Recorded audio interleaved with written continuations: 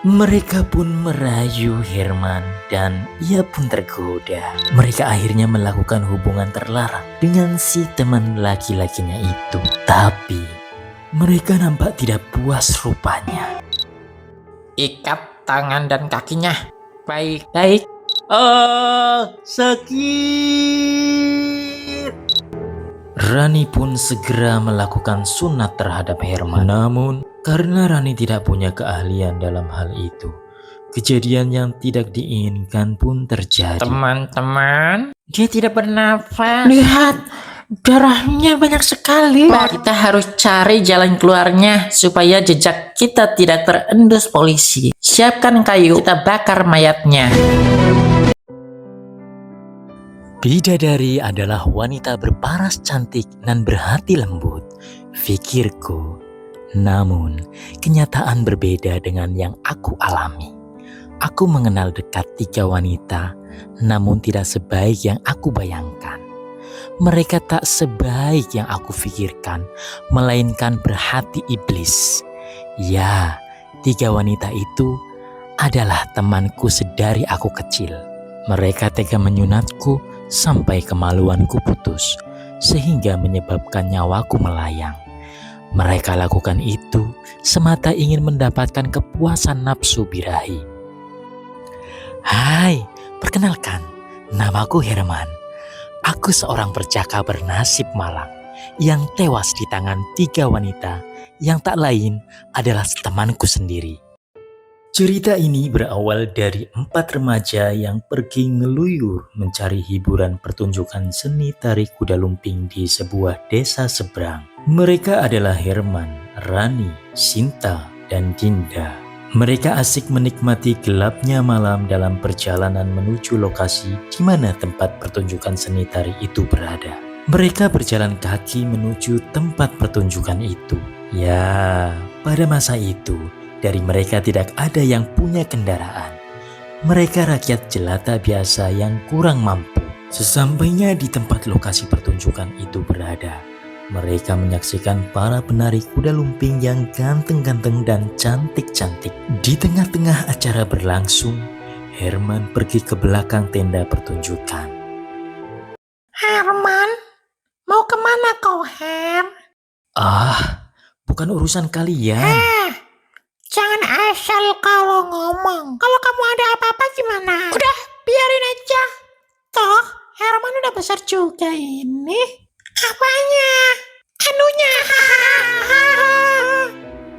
Herman tidak menghiraukan humor dan tawa mereka. Ia buru-buru lari karena tak tahan kebelet pipis.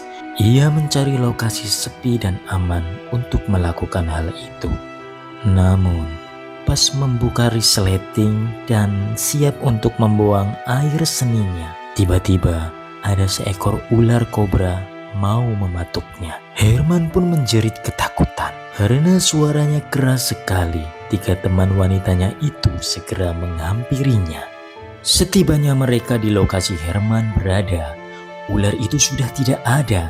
Karena saking takutnya Herman panik dan lupa resletingnya tidak ditutup. Mereka pun melihat belalainya Herman. Tak disangka, justru seketika itu 3 wanita tersebut ingin melakukan hal-hal aneh kepada teman lelakinya itu.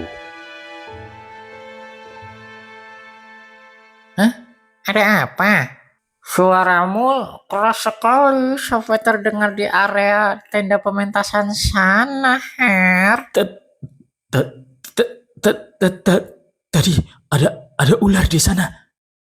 Mana? Nggak ada kok. Lihat tuh, lihat. Apa sih? Apa? Kamu lihat apa? Oh my god. Bagaimana kalau kita senang-senang? Hah? Oke, boleh. 50.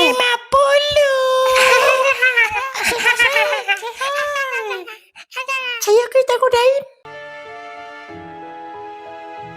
Mereka pun merayu Herman dan ia pun tergoda. Mereka akhirnya melakukan hubungan terlarang dengan si teman laki-lakinya itu. Tapi mereka nampak tidak puas rupanya.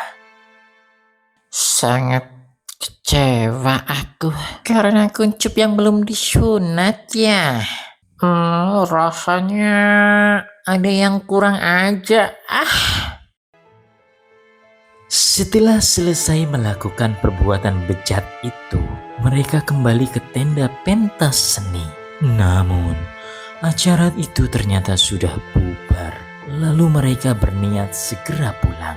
Sebelum pulang, Rani mengungkapkan sebuah ide untuk menyunat kuncup belalai temannya itu.